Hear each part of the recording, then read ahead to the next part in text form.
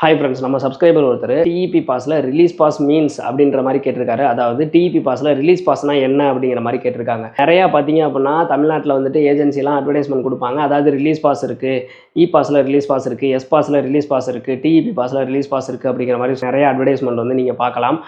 அந்த மாதிரிலாம் பார்த்துட்டு தயவுசெய்து அதுக்கு அப்ளை பண்ணாதீங்க, அதுக்கு போகவும் போகாதீங்க. ஏன் அப்படின்னு கேட்டிங்கன்னா, நீங்கள் அதில் போனீங்க அப்படின்னா உங்களுக்கு ஜெயில் கன்ஃபார்ம். எந்த பாஸில் நீங்கள் போனீங்க அப்படின்னாலும் உங்களுக்கு எந்த கம்பெனியில் ஒர்க் பண்ண சொல்லியிருக்காங்களோ அந்த கம்பெனியில் தான் நீங்கள் ஒர்க் பண்ணணும். அதை தவிர இந்த மாதிரி ரிலீஸ் பாஸ் அப்படின்னா இதுக்கு என்ன மீனிங் அப்படின்னு கேட்டிங்கன்னா, உங்களுக்கு ஒரு கம்பெனியில் வேலை வாங்கி கொடுத்துருவாங்க. ஆனால் அந்த கம்பெனியில் உங்களுக்கு வேலை கொடுக்க மாட்டாங்க. நீங்கள் வெளியில் தான் போய் வேலை பார்த்துக்கணும், நீங்கள் எங்கே வேணால் வேலை தேடி பார்த்துக்கங்க அப்படிங்கிற மாதிரி சொல்லிடுவாங்க. இதுக்கு பேர் தான் ரிலீஸ் பாஸ் அப்படிங்கிறது. இந்த தப்புக்கு வந்து பார்த்தீங்க அப்படின்னா சிங்கப்பூரில் ஜெயில் தண்டனை கூட கிடைக்கிறதுக்கான வாய்ப்புகள் இருக்குது. உங்களை பர்மனெண்ட்டாக பேன் பண்ணி அனுப்புறதுக்கான வாய்ப்புகளும் இருக்குது. ஸோ இந்த ரிலீஸ் பாஸ் அப்படிங்கிறது ஒரு ஃபேக்கு. இதை யாரும் நம்பி ஏமாற வேண்டாம். இந்த மாதிரி உங்களுக்கு வேறு ஏதாவது டவுட் இருந்துச்சு அப்படின்னா கமெண்ட் செக்ஷனில் கேளுங்க. இந்த மாதிரி யூஸ்ஃபுல்லான இன்ஃபர்மேஷன் தெரிஞ்சுக்கிறதுக்கு மறக்காம நம்ம சேனலை சப்ஸ்கிரைப் பண்ணி வச்சுக்கோங்க. பாய்.